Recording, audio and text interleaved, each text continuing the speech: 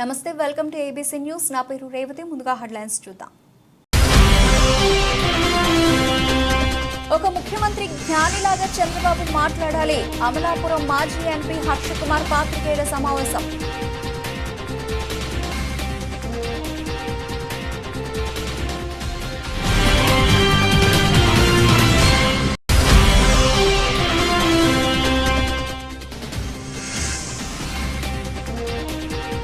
ఘనంగా నిర్వహించిన ప్రపంచ ఆదివాసీ దినోత్సవం. ఆర్ట్స్ కాలేజీ నుంచి కాంబాల చెరువు వరకు నిర్వహించిన ర్యాలీ.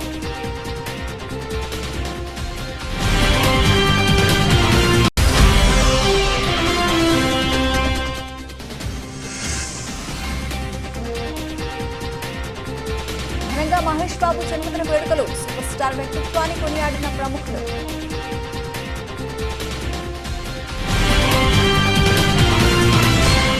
స్థానిక రాజీవ్ గాంధీ డిగ్రీ కళాశాల ప్రాంగణంలో అమలాపురం మాజీ ఎంపీ హర్షకుమార్ పాత్రికేయుల సమావేశం నిర్వహించారు. ఈ సందర్భంగా ఆయన మాట్లాడుతూ చంద్రబాబు కేబినెట్ సమావేశంలో వర్గీకరణ అంశం లేవనెత్తారు. చంద్రబాబు జిల్లాల వారీగా వర్గీకరణ చేస్తామంటున్నారు. చంద్రబాబు జ్ఞాని అనుకుంటున్నారా, అజ్ఞాని అనుకుంటున్నారా? సుప్రీంకోర్టు వర్గీకరణపై తీర్పు కుట్రతో ఇచ్చిందని చెబుతున్నారు. చంద్రబాబుకు వర్గీకరణ ఎలా చేయాలో కూడా తెలియదు. చంద్రబాబు ఎలా చేస్తారు? 341 సవరణ లేకుండా వర్గీకరణ సాధ్యం కాదు. రాజ్యాంగ సవరణ ద్వారా మాత్రమే సాధ్యం. రాజ్యాంగ సవరణకు 2/3 మెజారిటీ కావాలి. కానీ కాంగ్రెస్, బీజేపీ కలిసిన వారి సంఖ్య సరిపోదు. రిజర్వేషన్ ఎత్తేస్తే విధంగా సుప్రీంకోర్టు తీర్పు ఉంది. ఒక ముఖ్యమంత్రి జ్ఞానిలాగా చంద్రబాబు మాట్లాడారు. ప్రజలకు జగన్పై వ్యతిరేకత తప్ప ఎన్నికల్లో మీది సరైన గెలుపు కాదు అని పేర్కొన్నారు.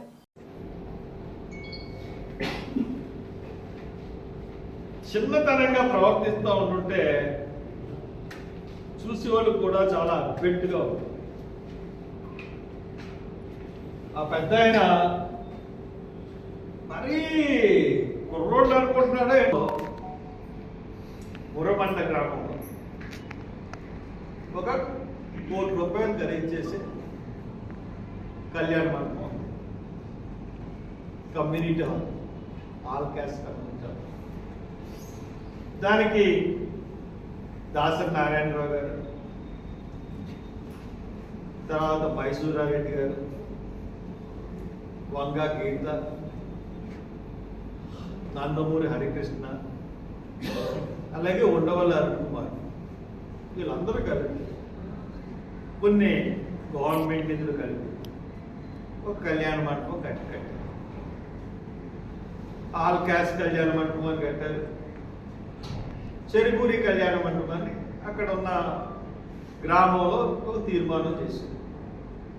తీర్మానం చేస్తే ఆ కళ్యాణ మండపం అందరికీ చెందాలి, అందరికీ చెందుతుందని జిల్లా ఆఫీసర్లు అందరూ కూడా ఆ కళ్యాణ మండపం బాధ్యతల్ని పంచాయతీ ఆఫీస్కి అప్పచెప్పారు.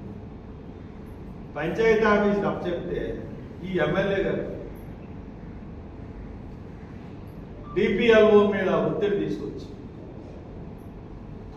ఆ కళ్యాణ మండపం కమ్మోడికి ఇచ్చేయమని చెప్పి పెద్ద గొడవ చేస్తాం. ఆవిడ వీళ్ళందరితో ఒక తీర్మానం చేయాలంటే గ్రామం, పంచాయతీ అన్ని క్యాస్ట్లు కలిసి ఇది అందరికీ కావాల్సింది కాబట్టి మేము తీర్మానం చేయమని చెప్తాం. అయినా పోలీసులు పంపించి పోలీసులు అండతో ఆ తాళాలు బదలగొట్టేసి కాంపౌండ్ వెళ్ళి ఆక్యుపై చేసుకోమన్నాడు ఈ ఎమ్మెల్యే గారు.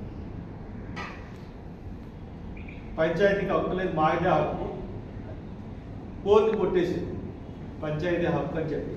అయినా కానీ ఆ తీర్పుని అమలు చేయకుండా ఈ ఎమ్మెల్యే గారు ఎంతమందిని ఎక్కించారు. నేను ఇన్నిసార్లు నెగ్గామంటే అన్ని వర్గాల ప్రజలు ఓట్లు వేస్తేనే కదా 7వ సారో 8వ సారో నెగ్గాను. అదే ఊర్లో కమ్మాడికి ఇంకో కళ్యాణ మండపం ఉంది, వాళ్ళ పేరు మీదే ఇంకో కళ్యాణ మండపం ఉంది. ఈ కళ్యాణ మండపం కూడా వాళ్ళకే కావాలంట. ఇది ఎంత సబబుగా, ఎంత అసబబుగా. కాబట్టి నేను అధికారుల్ని, కలెక్టర్ గారికి చెప్తా ఉన్నాను, నేను అక్కడికి వెళ్ళానంటే లా అండ్ ఆర్డర్ సమస్య వస్తుంది. మర్యాదగా పంచాయతీకి అప్పచెప్పేయండి. కోర్టు ఏదైతే చెప్పిందో దాని తీర్పును అమలుపరచండి. తాళాల పంచాయతీకి అప్పచెప్పేయండి. లేదంటే తీవ్రమైన పరిణామాలు ఉంటాయని తెలియజేస్తూ, ఇంకొక విషయం, వర్గీకరణ రాష్ట్రాలకి అధికారం ఇచ్చింది సుప్రీంకోర్టు. ఎలా చేయగలరు మీరు రాష్ట్రాలకు అధికారం ఇస్తే? రాజ్యాంగం ఏందానికి?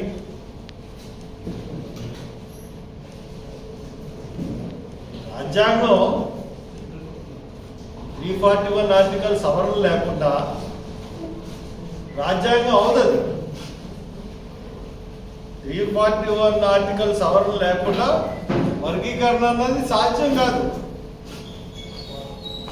341 ఆర్టికల్ని బైపాస్ చేసి వర్గీకరణ చేస్తానంటే కుదరదు. దాన్నే కుదరదు అంటూ ఉంటుంటే ఇప్పుడు వర్గీకరణ సవరణ చేయాలంటే ఆర్టికల్ 341 సవరణ చేయాలంటే రాజ్యాంగ సవరణ కావాలి. రాజ్యాంగ సవరణ కావాలంటే 2/3 మెజారిటీ కావాలి. 2/3 మెజారిటీ బీజేపీకి లేదు. బీజేపీ కాంగ్రెస్ కలిసిన 2/3 మెజారిటీ ఉండదు. ఓ పక్క నితీష్, పశ్వాన్, మాయావతి, మమతా బెనర్జీ, యూపీ అన్ని రాష్ట్రాలను వ్యతిరేకిస్తూ ఉంటుంటే రాజ్యాంగ సవరణ రాదు కాబట్టి, చేయలేం కాబట్టి, ఒక కుట్రతో ఈ తీర్పుని సుప్రీంకోర్టు చేత మోడీ, చంద్రబాబు నాయుడు కలిపి ఇప్పించారు. ఇప్పించి ఆ తీర్పులో కూడా చాలా క్లారిటీగా ఇచ్చారు తీర్పు. వర్గీకరణ, క్రిమిలేయర్, ఈ అంశాలన్నీ చూసుకున్నట్లయితే వర్గీకరణ అంటే రిజర్వేషన్లను క్రమేపీ ఎత్తేసేటట్లుగా ఆ తీర్పు ఉంది. దీంట్లో క్రిమిలేయర్ అంశం, తక్కిన అంశాలన్నీ కూడా కేంద్రం గుప్పిట్లో పెట్టుకుని ఒక్క వర్గీకరణ మట్టుకే రాష్ట్రాలకి అధికారాలు ఇస్తున్నట్టుగా ఈ తీర్పులో పేర్కొనబడింది. 341 ఆర్టికల్ అమెండ్ చేయకుండా వర్గీకరణ చెల్లదని బేలా త్రివేది మేడం గారు ఖచ్చితంగా చెప్పారు. 341 సవరణ చేయకుండా దాన్ని బైపాస్ చేసి రాష్ట్రాలకి సుప్రీంకోర్టు ఎలా అధికారాలు కట్టబెడుతుందో నాకైతే అర్థం అవుతుంది. ఏ రాష్ట్రమైనా కేంద్రమైనా రాజ్యాంగానికి అనుబడి మాత్రమే చట్టాలు చేయగలరు. అది రాజ్యాంగ సవరణ వల్ల మాత్రమే అవుతుంది. అది దృష్టిలో పెట్టుకోమని చెప్తూ, మనం ఎక్కడి నుంచి వచ్చాం అన్నదానికంటే ఏం సాధించాం అన్నదే ముఖ్యమని, ఆ దిశగా గిరిజన విద్యార్థులు ప్రభుత్వం అందిస్తున్న వసతులను సద్వినియోగం చేసుకుని భవిష్యత్తులో తరాలకు ఆదర్శంగా నిలవాలని జిల్లా కలెక్టర్ పి ప్రశాంతి పేర్కొన్నారు. శుక్రవారం స్థానిక జిల్లా కలెక్టర్ కార్యాలయం సమావేశ మందిరంలో ప్రపంచ ఆదివాసీ దినోత్సవం సందర్భంగా ఏర్పాటు చేసిన కార్యక్రమం జిల్లా కలెక్టర్ అధ్యక్షతన జరిగింది. ఈ కార్యక్రమానికి శాసనమండలి సభ్యులు బంగా రవీంద్రనాథ్, శాసనసభ్యులు Gorantla Butchaiah Chowdary, Batula Balaramakrishna, SP D Narasimhakishore, incharge JC DRO J Narasimhulu, RDO incharge Sivajyothi, tribal welfare అధికారులు కేఎన్ జ్యోతి తదితరులు పాల్గొన్నారు. కార్యక్రమంలో ఎమ్మెల్సీ వంక రవీంద్రనాథ్, శాసనసభ్యులు Gorantla Butchaiah Chowdary, Batula Balaramakrishna, SP Kishore, incharge JC DRO G Narasimhulu, Rajahmundry incharge RDO KL Sivajyothi, tribal welfare అధికారులు KN Jyothi, assistant professor doctor Mali Bhaskar, సాంఘిక సంక్షేమ బీసీ సంక్షేమ అధికారులు, విద్యార్థులు పాల్గొన్నారు. అల్లూరు సీతారామరాజు గారు పోరాటం మీ అందరికీ తెలుసు. తెలుసా సీతారామరాజు గారు దేనికోసం పోరాటం చేశాడు? ఆనాడు బ్రిటిష్ వాళ్ళు గిరిజనులను దోపిడీ చేస్తూ వారి సంపదనంతా దోచుకుపోతున్నారు కనుక పోరాటం చేశాడు, అమరుడయ్యాడు. ఇప్పటికే ఉంది ఎక్స్ప్లాయిటేషన్. ఇప్పటికీ బాధేస్తుంది. 2 సంవత్సరాల తర్వాత నాగోటి వాళ్ళని చూస్తే బాగా మైదాన ప్రాంతం కాంట్రాక్ట్ వేస్తారు, మైదాన ప్రాంతం వాళ్ళు ఇల్లు కడతారు, ఆ ఇల్లు 3వ రోజు కూలిపోతుంది. కలెక్టర్ గారు కూడా ఉన్నారు. ఐటీడీ చాలా నిధులు ఇస్తుంది. కేంద్ర రాష్ట్ర ప్రభుత్వం చాలా నిధులు ఇస్తున్నాయి. క్వాలిటీ ఆఫ్ వర్క్ లేక దెబ్బతింటా ఉన్నాం. క్వాలిటీ ఆఫ్ వర్క్ లేక మీలో మేధావులు ఉన్నారు, మర్చిపోకండి. ఇవాళ శ్రీ సిటీలో పనిచేస్తున్న గిరిజన పిల్లలు మన ప్రాంతం నుంచి వెళ్ళారు. వాళ్ళకి ట్రైనింగ్ ఇచ్చారు. ఎల్ఈడి లైట్లు కానీ, టెలిఫోన్ అసెంబ్లీలు కానీ, ఇవన్నీ కూడా ట్రైనింగ్ ఇస్తే మన ఏరియా పిల్లలు చాలా మంది వాళ్ళు ఉపాధి పొందుతున్నారు. కనుక ఉపాధి దొరకాలంటే మంచి ఉన్నత స్థానాలు చదువుకోవాల్సిన అవసరం ఉంది. Travelling towards changing society. స్త్రీలు విద్యావంతులు అవుతున్నారంటే ఆ సొసైటీ అతివేగంగా అభివృద్ధి చెందుతున్నట్టు లెక్క. కాబట్టి మన జిల్లా కలెక్టర్ మహిళ, అలాగే చాలా మంది ఇక్కడ టీచర్స్ ఉన్నారు. సో మహిళలు కానీ ప్లాన్ చేయగలిగితే ప్రాపర్ గా ఆ సమాజం అతి వేగంగా అభివృద్ధి చెందుతుంది. అలాగే మీ అందరికీ కూడా చదువుకునే అవకాశం ప్రభుత్వం 100% కల్పిస్తుంది. మిగిలిన ఎలా ఉన్నా సరే ప్రతి విలేజ్ లో స్కూల్ ఉంది. ఇంట్లో మనకి ఏం లేకపోయినా రెసిడెన్షియల్ స్కూల్స్ ఎప్పుడో 1983లో స్టార్ట్ చేశారు ఈ కాన్సెప్ట్. నేను కూడా రెసిడెన్షియల్ స్కూల్ స్టూడెంట్ కాబట్టి అప్పుడు వచ్చినప్పుడు ఆ గవర్నమెంట్ ఇమీడియట్ గా రెసిడెన్షియల్ స్కూల్స్ పీటీజీస్ కి చాలా మందికి అప్పుడు చేస్తే నాతో పాటు చదువుకున్న వాళ్ళు చాలా మంచి ఉద్యోగాల్లో ఉన్నారు. మీ అందరికీ ఇప్పుడు చదువు అందించడం దానికి ఎటువంటి ఇన్ఫ్రాస్ట్రక్చరల్ గా లోపం లేదు. మీకు ప్రతి దగ్గర మీ వంతు చదువుకోవడమే. స్కూల్ దగ్గరికి రావాలి, టీచర్స్ ఇచ్చేది చదువుకోవాలి. చదువు వల్ల మనకు వచ్చేది అల్టిమేట్ ఎండ్ ఏమనుకుంటున్నాం మనము, ఏదో ఎంప్లాయ్మెంట్, స్కిల్ డెవలప్మెంట్ అని. బట్ చదువు ఇచ్చేది మనకి మంచి చెడుల మధ్య విచక్షణ, మంచిది చెడేది. సొసైటీలో మనకి చెడు ఉంటుంది, అలాగే సొసైటీలో కూడా మంచి ఉంటుంది. చెడు చాలా చిన్నదైనా అది మనల్ని అట్రాక్ట్ చేస్తూ ఉంటుంది, మంచి చాలా పెద్దదైనా మనం తెలుసుకోము.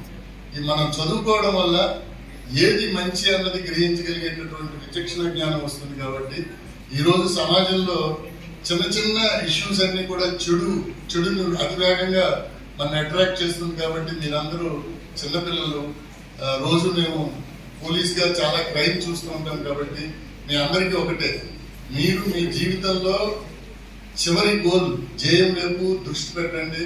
ఆర్యాపురం అకిరా సెంటర్లో సూపర్ స్టార్ మహేష్ బాబు 49వ జన్మదిన వేడుకలు ఆనంద్ ఫ్రెండ్స్ ఆధ్వర్యంలో శుక్రవారం ఘనంగా నిర్వహించారు. లంకా ప్రసాద్, హరిగోపాల్, టైరన్, చందు, తరుణ్, చిన్న, తేజ, శ్యామ్, భరత్, సురేష్, శంకర్, సురేంద్ర, నారాయణ, మణికంఠ, అంజీ, సాయి, విజయ్ తదితరులు పాల్గొన్నారు. మాజీ MLC Adireddy Apparao, Janasena city in charge Atti Satyanarayana, నగర తెలుగుదేశం పార్టీ నాయకులు దొండపాటి సత్యంబాబు, నగర ప్రముఖులు రామిరెడ్డి మురళి, అల్లుడి శేషు నారాయణరావు, చింతం వీరబాబు అతిథులుగా హాజరయ్యారు. డప్పు పాయిజాల నడుమ అతిథులు కేక్ కట్ చేశారు, రక్తదానం చేశారు. పేదలకు చీరలు పంపిణీ, టీషర్ట్లు పంపిణీ చేశారు. మహేష్ బాబు అభిమానులు చేసిన సేవా కార్యక్రమాలను దొండపాటి సత్యంబాబు, అల్లూరి శేషు నారాయణరావు అభినందించారు. అనంతరం భారీ ఎత్తున అన్నదానం చేశారు. మరియు జనసేన నాయకులు శ్రీ అల్లూరి సత్యనారాయణ గారి ద్వారా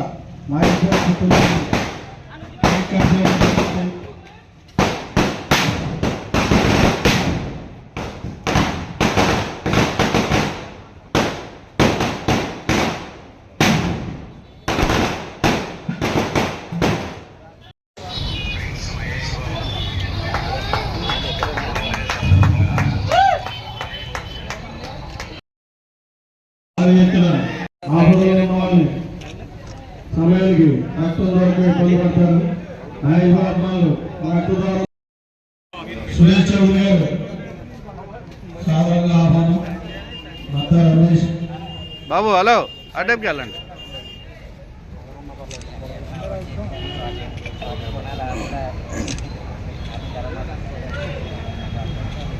ఓకే అనంతలో ఎలా చూడు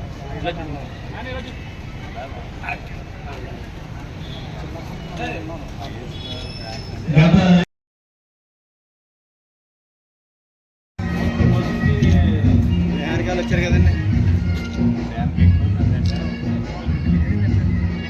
ఆ ఈవెంట్కి ఆయనే మేస్తారు.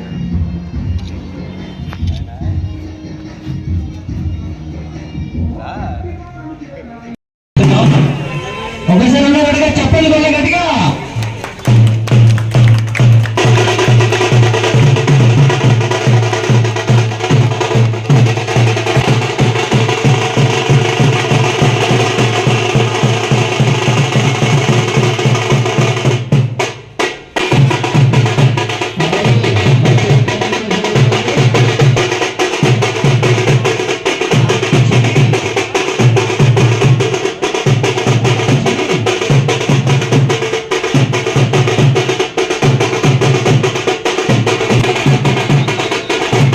రామినేని మురళి గారు వచ్చారు. మరి ఆయన కూడా స్వాగతం పలుకుతాం ఒకసారి. రామినేని మురళి గారు.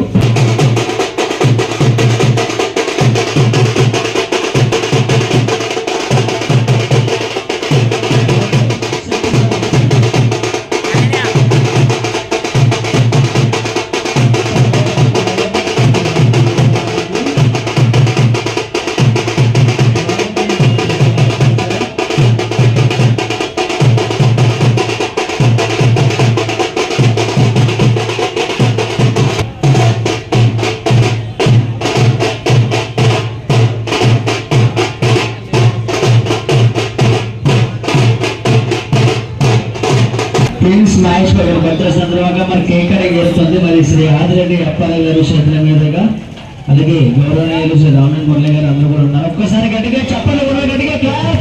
Okay sir. ఈరోజు ప్రిన్స్ మహేష్ బాబు బర్త్డే సందర్భంగా ఆర్యాపురం సెంటర్లో ఆనంద్ అంటే నాని ఆధ్వర్యంలో అందరికీ పేదలందరికీ కూడా అన్నదాన సత్కారం అన్నదానం చేయడం, అంతేకాకుండా ఎన్నో మహత్తరమైన కార్యక్రమాలు చేసి ఫ్యాన్స్కి అందరికీ కూడా ఆదర్శమైనందుకు మరొకసారి నానికి నా అభినందన తెలియజేస్తున్నాను. ప్రిన్స్ మహేష్ బాబు అంటే నిజంగా చాలామంది హీరోలు వచ్చారు వెళ్తారు, కానీ ప్రిన్స్ మహేష్ బాబు మాత్రం చాలా మంది చిన్నారులు హృదయాల్ని వాళ్ళ జీవితాల్ని కాపాడిన మహోన్నతమైన వ్యక్తి. పిల్లలు దైవంతో సమానం అంటారు, అటువంటి దైవానికే ప్రాణదానం చేసిన మహోన్నత వ్యక్తి ప్రిన్స్ మహేష్ బాబు. నిజంగా చాలా అభినందనీయం. అదేవిధంగా ఈరోజు ఆయన రికార్డులు చూస్తుంటే ఏదో కొత్త సినిమాలు వస్తుంటే రికార్డులు కొడుతుంటే పోతుంటే, అక్కడ 104 రోజులు హౌస్ఫుల్ అయ్యింది నల్లూరు సీతారామరాజు. ఆయన తర్వాత మహేష్ బాబు. మేము టీవీలో మహేష్ బాబు సినిమా వస్తే మేము రెండో సినిమా పెట్టాం. భరత్ అనే నేను ఆ సినిమాని టీవీలో వేశాను. అది పూర్తయిపోయేదాకా చూశాను. ఎందుకంటే వాళ్ళ మీద అభిమానం. ఆ తండ్రి కొడుకులు ఇద్దరు కూడా బ్రహ్మాండమైన యాక్షన్ చేసేవారు. ఎవరైనా నిర్మాతలో కృష్ణ గారు ఏం చేసేవాడంటే, సినిమా తీసిన తర్వాత నిర్మాత లాస్ వస్తుందంటే ఇంటికి పిలిచి ఆ డబ్బు ఎంతో తెలుసుకొని తిరిగించినటువంటి ఘనత ఈ ఘట్టమనేని వారి గురించి చాలా మంది నిర్మాతలు కూడా ఆయనతో సినిమా తీయడానికి, మహేష్ బాబుతో సినిమా తీయడానికి ముందుకు వస్తారు. ఎందుకంటే ఇంకొక సామెత ఉండేది, ఎలాంటి కృష్ణ గారు ఆ షూటింగ్ టైంలో కింద లైటింగ్ బాయ్ దగ్గర నుంచి హీరో వరకు కూడా, హీరోయిన్ వరకు కూడా ఒకే రకం సెలవు.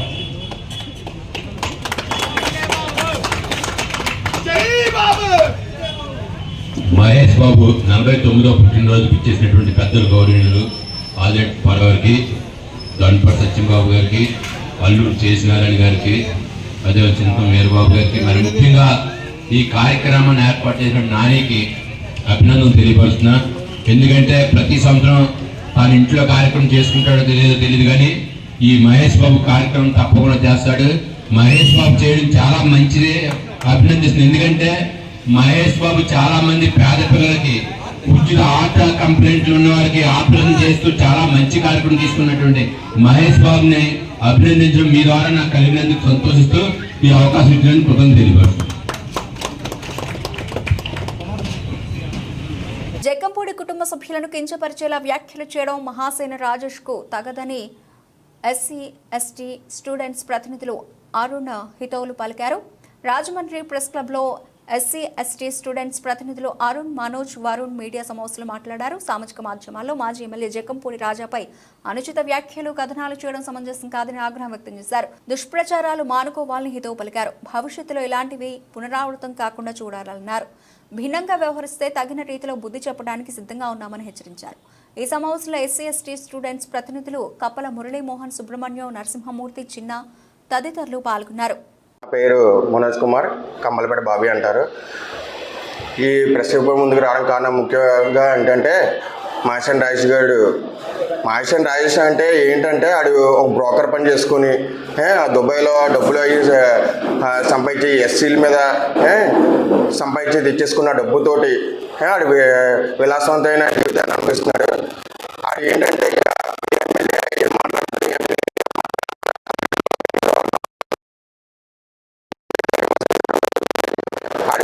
ఇదే లాస్ట్ అండ్ ఫైనల్ వార్నింగ్. మాత్రం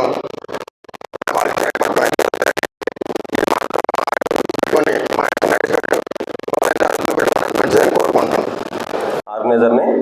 సో ఈరోజు ఈ యొక్క ప్రెస్ మీట్ పెట్టడానికి గల కారణం ఏంటంటే, ప్రెస్ మీట్ పెట్టడం గల ఒక ఫేక్ అంటే ఒక ఫేక్ మహాసేన, ఒక ఫేక్ యూట్యూబర్ కింద రాజేష్ మహాసేన అని చెప్పి ఒక వ్యక్తి ఉన్నాడు.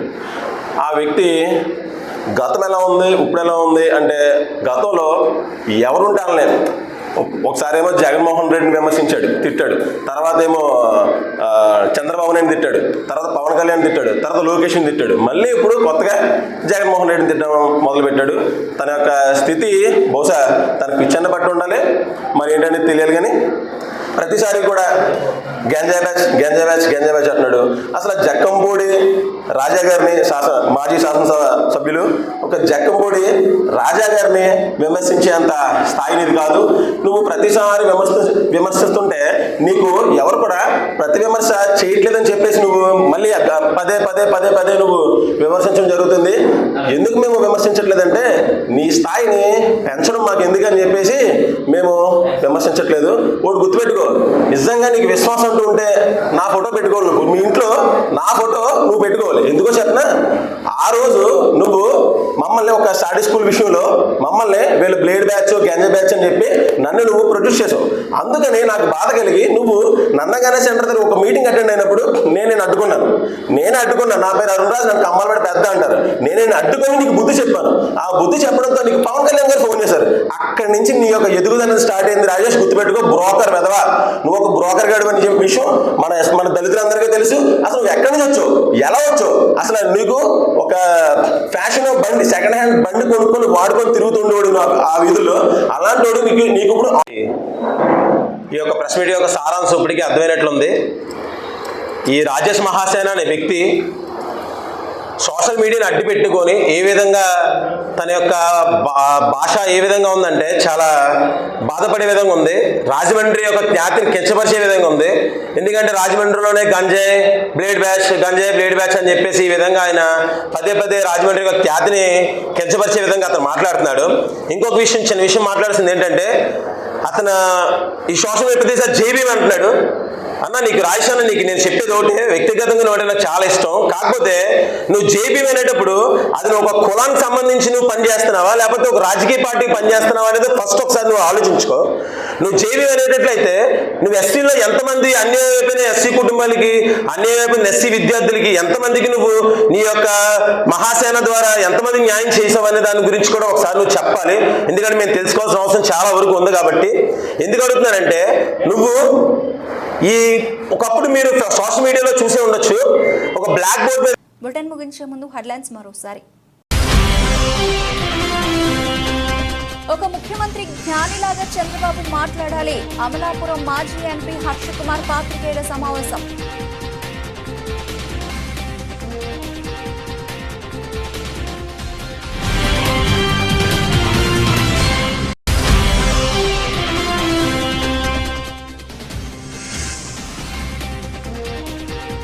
ఘనంగా నిర్వహించిన ప్రపంచ ఆదివాసీ దినోత్సవం. ఆర్ట్స్ కాలేజీ నుంచి కాంబాల చెరువు వరకు నిర్వహించిన ర్యాలీ.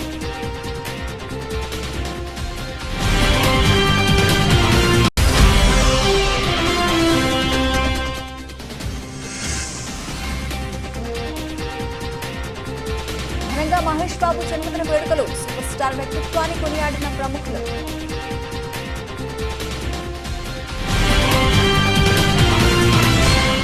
ఇవి ఇప్పటివరకు bulletin updates. Keep watching ABC news.